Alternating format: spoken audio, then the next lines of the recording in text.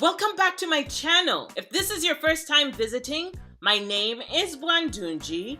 Welcome. Did you click subscribe? Today I want to have a conversation with you, and this is about the audacity of dreaming big dreams. I've always been a dreamer, and I'm not talking about the stuff that comes out of my head when I'm asleep, because I will have you know that those are special adventures that happen in a different dimension, okay? I'm talking about that thing that is inside you that refuses to let go.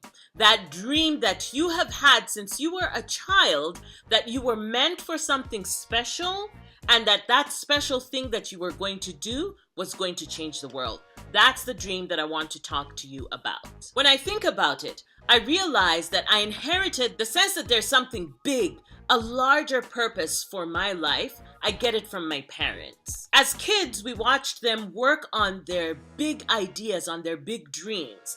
And sometimes they would flourish and many times they would fail, but they just kept going. They did not give up. Right now, they are in their 70s and should be retired, but they're still working on another big idea that they had of a youth center where young people can go and get leadership training. So somewhere out there in the boonies outside of Kampala, my parents are working on the Joy Center. I know that most kids, when they are young, have huge dreams. I know you had them too. Dreams of an amazing career filled with awards and financial stability, even wealth. We were going to go out and change the world for the better. I remember being in Harare for a youth conference where they collected young people from different countries and they plopped us in Harare for a week-long conference. At that conference, we were told that we were the hope for the continent. They told us that something big was coming and we needed to be prepared in order to get our communities to where they needed to be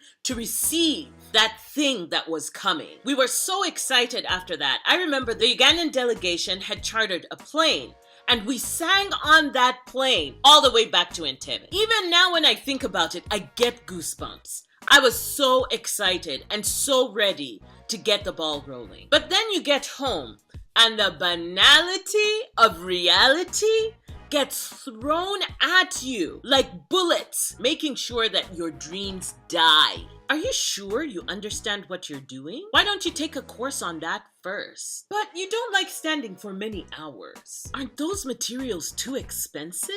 So many people are doing it already. That isn't your talent. Why? Or my favorite, but people who change the world don't dream small dreams. They want to fly in the sky like a bird, and so they build planes. They love horses and don't want to see them live as beasts of burden, so they build cars. They understand that human beings need to connect with each other. We want to fall in love, so they build a dating app. This means that if you still want to change the world, especially for those who have children, you want to change the world so that the world that you leave is better for them. They have more opportunities and they can thrive. And you have to be okay with the fact that your dreams may be too large for some people to understand. It is easy to find inspiration. There are people who are doing amazing things all over the world. I'm going to share with you two different stories that inspired me earlier this year, and for two completely different reasons.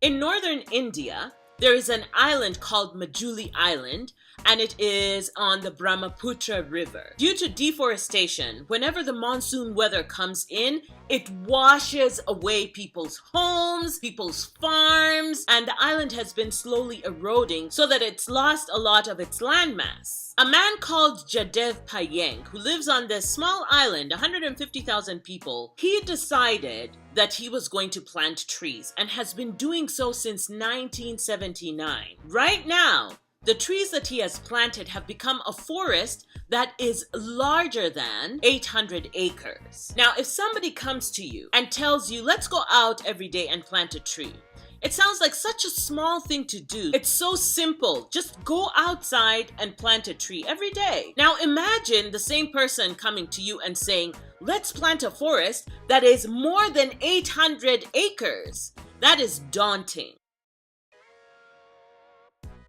I'm a space nerd. I follow astrophysicists, astrobiologists, planetary scientists, and even SETI, which is the search for extraterrestrial intelligence. And I follow SpaceX. The recent launch of the Falcon Heavy to Mars was so inspiring, and that is because the idea that you would send a payload of that size is a big idea. It's a huge idea. And some people don't understand it. Why? Why Mars? What's important about Mars? Why are you flying? That's his idea. If you want to go to the moon, make your rocket go to the moon, but leave the guy who's going to Mars to go to Mars. There are so many people who will come to you when your dream is that large and tell you why. But there's this other thing. I need to find out what his troll filter is because I will install it at my door. We've seen headlines say Elon Musk can't do, and then they list the litany of reasons why he shouldn't or why he can't. What inspired me about the Falcon Heavy flight was Elon Musk's reaction to seeing it fly for the first time. This was their first test. It was supposed to be just a test. And anything can happen with a test. Things have exploded before, things have gone wrong, launches have been delayed, and so on and so forth. But this time it flew. He was so excited. He ran outside, pointing to the thing as though nobody else could see it. Even he knew that this was a big idea. It was a big dream. And people, that is what this is about. You dream your dream, however large it is. You take the steps. They may be tiny steps and they may take a long time. 1979 is 39 years ago. And avoiding all the trolls. Imagine having to avoid all the news because you just can't engage with trolls. All the news.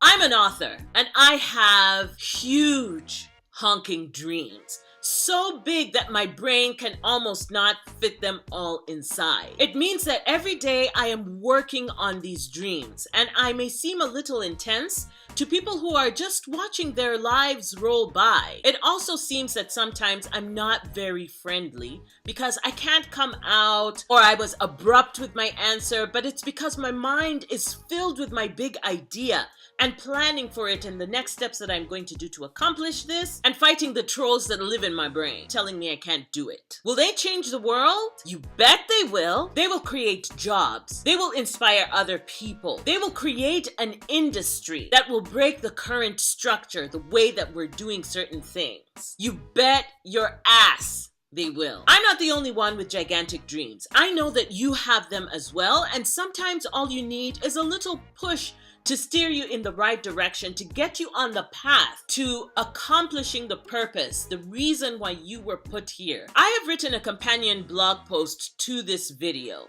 and the link is in the description below. What I try to do is to give you some of the things that I have found have gotten me back on track, the things that I needed to be able to focus again on my big dream, on my big idea. There are also links in the description box to Elon Musk reacting to the Falcon Heavy flying, and to a documentary about Jadhav Payeng's influence. Please go ahead and watch those videos and be inspired. We are going to change the world. Thank you so much for being here with me today. I hope that in some way, the inspiration that I have had has infected you, that you're getting ready to go and read the blog post. But before you do, please subscribe. Thank you. Bye.